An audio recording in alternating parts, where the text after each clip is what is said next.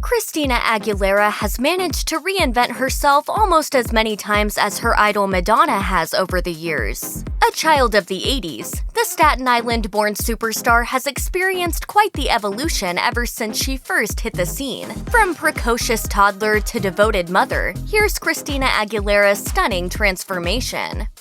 When Christina was just 6 years old, her mother, Shelley Kearns, left her dad because of an alleged violent streak. Kearns told E! that her ex once lashed out at a young Christina after she woke him from a nap, allegedly drawing blood. Although her father denied the accusations, Christina later confirmed to W Magazine, "I felt caged by my childhood and unsafe. Bad things happened in my home. There was violence." But despite the difficult circumstances, she managed to take with her some important life lessons. She told Paper Magazine, "I watched my mom have to be submissive. You can either be, unfortunately, so damaged by it that you take a turn for the worse, or you can feel empowered by it and make choices to never go down that route." I was very grounded at a very young age to know that I was never going to be weak to a man and that I didn't want that fairy tale.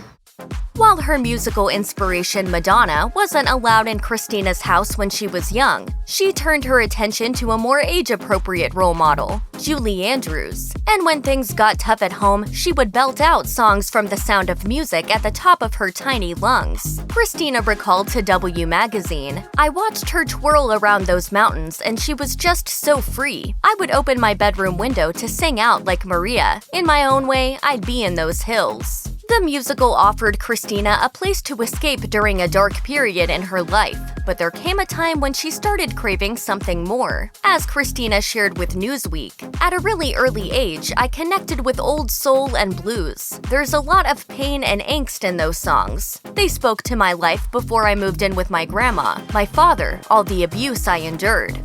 Christina was already performing for her stuffed animals when she was just 2 years old, and by the age of 6, she'd upgraded to an actual human audience. Encouraged by her grandma, she began singing at block parties in the suburbs of Pittsburgh. Christina told Newsweek, "I was known around the neighborhood as the little girl with the big voice, and I always liked that contrast." When the opportunity to appear on the iconic TV talent show Star Search came along, Christina and her mom jumped at the chance. While she would ultimately land in second place to 12-year-old Christopher Eason, Christina later told Rolling Stone, "I was 8 and I sang Whitney Houston's Greatest Love of All. I was told it was fixed, but I'm not going to hold a grudge. My mom made me go back out and shake Christopher's hand and tell him I was happy he won. Tears were running down my face. Awful." It's either Christopher Eason or Christina Aguilera.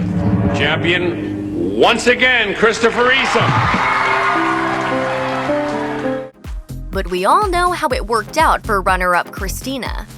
Christina immediately hit the circuit, singing the national anthem at sporting events in Pittsburgh, and before long, her persistence paid off when Disney contacted her about the all-new Mickey Mouse Club. Christina had applied to be on the show a few years earlier, but hadn't heard back about her audition. She told Yahoo, "I just figured I didn't make it, but when I was 12 years old, I got a callback, and they said they had held on to my tape because I was too young for the part before. So I auditioned again, and I got one of the 6 new spots they filled that year." Hey guys, I'm from a small town in Pennsylvania called Wexford, but now I'm here in Orlando.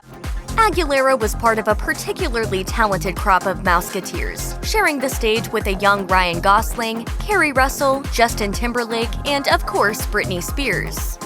When the all-new Mickey Mouse Club came to an end, Christina headed to Japan to release her little-known first single, All I Wanna Do, a duet with a Japanese pop star. Despite the track's success abroad, Christina remained a relative unknown in the States. But all that changed when her manager submitted a makeshift demo of his teenage client singing Whitney Houston's Run to You to Disney headquarters. It was a hit with execs, and they asked her to record a song for Mulan. Me and Disney have a thing.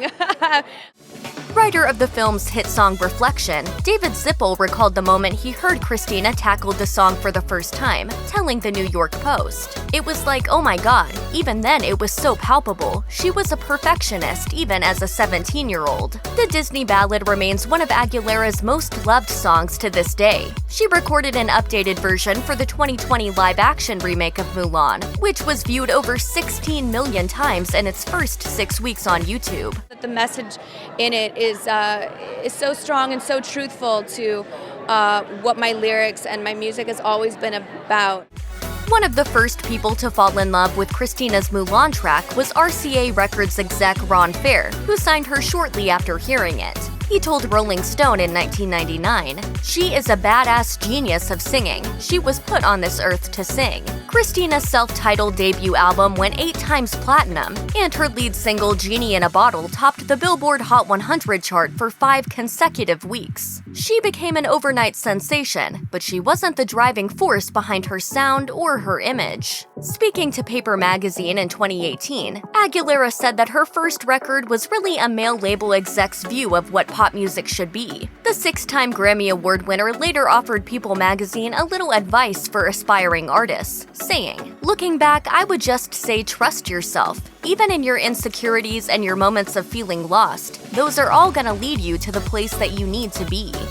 Christina made the leap from suggestive to unapologetically saucy when she collaborated with Maya, Lil' Kim, and Pink on a number for Lady Marmalade. But these soul sisters weren't exactly one big family behind the scenes. Things got off to a bad start when an exec from Christina's label allegedly demanded that she get the verse with the highest vocals. This didn't go down well with Pink, who recalled to VH1, "I stood up and I said, 'Hi, how are you? So nice of you to introduce yourself. I'm Pink. She will not be taking that part. I think that's what the meeting's about." While Pink has always been known for being outspoken, it appears that Aguilera apparently also held her own. Pink remembered on Watch What Happens Live, "She swung on me in a club. Hilarious. I was like, what's happening right now?" Christina denied the accusations, but regardless, the two buried the hatchet when they came face to face on The Voice years later. Pink revealed to Andy Cohen, "We became moms. We grew up. We hugged it out. It's that simple. I feel so good about that." Pink's phenomenal. She's got great pipes. Who do you still? And she can flip in the air while doing it. Yes. I mean, that's pretty phenomenal. Who do you still?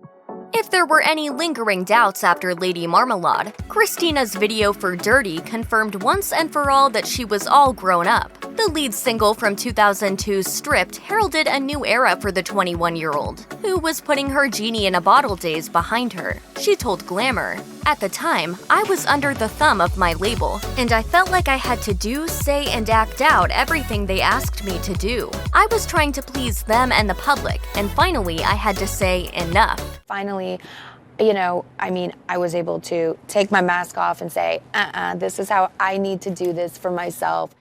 The Dirty video has been hailed as a cultural icon of the early 2000s by Billboard, but it had plenty of critics, some of whom got pretty personal. Entertainment Weekly called Christina, quote, "the world's skeeziest reptile woman," while MTV branded her as a, quote, "Pop-Tart who writhes about in revealing costumes." But none of that appeared to bother Christina, who was happy to finally be doing her own thing.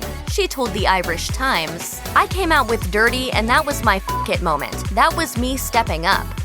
Christina reinvented herself once more for 2010's Bionic, but the EDM-inspired album didn't go over very well with existing fans and failed to attract new ones. Some accused the artist of trying to copy Lady Gaga, and the album's poor performance led Christina to cancel her summer tour, reportedly at the cost of millions of dollars. Her label was reportedly considering severing ties, and it seemed like things couldn't get much worse for the singer, but they did. I've never seen anything like this before. Great enthusiasm, terrible timing.